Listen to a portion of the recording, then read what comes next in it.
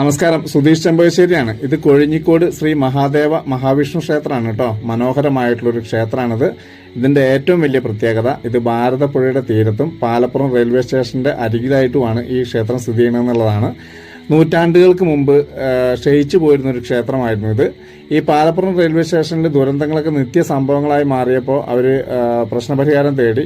അപ്പോഴാണ് ഇവിടെ മഹാദേവന്റെയും അതുപോലെ തന്നെ മഹാവിഷ്ണുവിന്റെയും ചൈതന്യം ഉണ്ടെന്ന് തിരിച്ചറിയുന്നത്. അതിനുശേഷം പുനരുദ്ധരിച്ച ഒരു ക്ഷേത്രം കൂടിയാണിത്. ഇത് ഒരുപാട് ചരിത്ര പ്രാധാന്യമുള്ളതും ഐതിഹ്യം ഉള്ളതൊക്കെ ആയിട്ടുള്ളൊരു ക്ഷേത്രം കൂടിയാണ്.